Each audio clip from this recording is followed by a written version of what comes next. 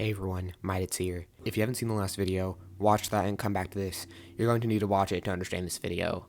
But if you did see the last video, welcome back to this two-part series I'm making, in which I'm going to talk about all of the Spider-Man shows I've seen.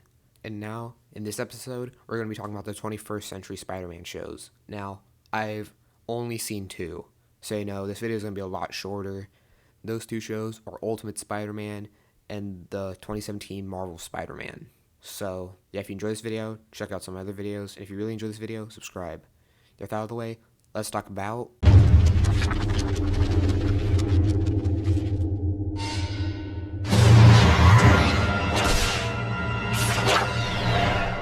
First off, before I start talking about the show, I just want to say that whoever thought that it was a good idea to get rid of theme song intros is an idiot. I just wanted to say that real quick. Well, Ultimate Spider-Man, I have mixed feelings about. It definitely has its highs, but it also has its lows. The third and fourth seasons are where the comedy is the best. Because, you know, the comedy isn't really that great in the first couple seasons. But by the time it gets to season 3 and season 4, it feels more like, you know, actual Spider-Man humor. Instead of just constantly breaking the fourth wall. Because a lot of that is done less of in seasons 3 and 4. But one of my main problems with seasons 3 and 4 is that it feels like they introduce so many characters that really a lot of them don't get character development or even really a time to shine. Well, I feel like the first and second season didn't have that problem because, you know, it was a lot more simple in its premise. There were a lot less characters you had to worry about. So I feel like the first two seasons were better in that regard. But, like, while the show does have some not great moments, like, the humor is sometimes just not great, like I told you before, it has some really good moments, like great story arcs. For example, easily the best story arc in the show is the Spider-Verse story arcs, and it's really cool to see, especially when they change the art style of the show to match that universe. Also, Christopher Daniel Barnes was in the Spider-Verse playing Spider-Knight, so that was really cool. But yeah, I just say this. The show is sometimes pretty good, in rare cases really good, but a lot of the time it's just okay. You know, how much you like the show honestly depends on your sense of humor. Because, you know, you could find the show hilarious, or it could be the most boring thing you've ever seen. It obviously depends on what you think of comedy. I'll say this, Ultimate Spider-Man is not the worst Spider-Man show, but it also isn't the best. But, you know, it's not bad. And now, let's get on to the next and final Spider-Man show.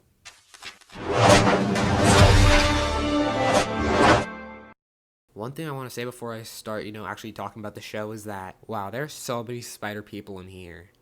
And I'm not just talking about characters, because, you know, there are a lot of spider characters in the show, but, like, I'm just talking about the cast. Because in this show, you have Benjamin Diskin, Josh Keaton, Yuri Lowenthal. There are 3 Spider-Man actors in this show, and that's not even including the main cast. I just want to talk about that because I thought that was neat. But okay, now let's actually talk about this show. It's fine, to be honest. I will say it is cool that they do a lot of focusing on science, because, you know, it's not something a lot of Spider-Man stuff talks about very often, so, you know, it's cool hearing about that. One problem I have is that, you know, a lot of the main cast, we just don't know too much about them. It's kind of hard to get attached to the characters when you barely know them. I do like that when they have serious moments, it isn't just immediately cut with a joke, like Ultimate Spider-Man did a lot of. Also, there's this one thing I want to mention, the Spider-Man suit, it's stupid. What did they do with his belt thing? What were they thinking? It looks awful. Seriously, it looks like someone had to do that on purpose. And that's the thing that I say, like, someone made a conscious decision of doing that.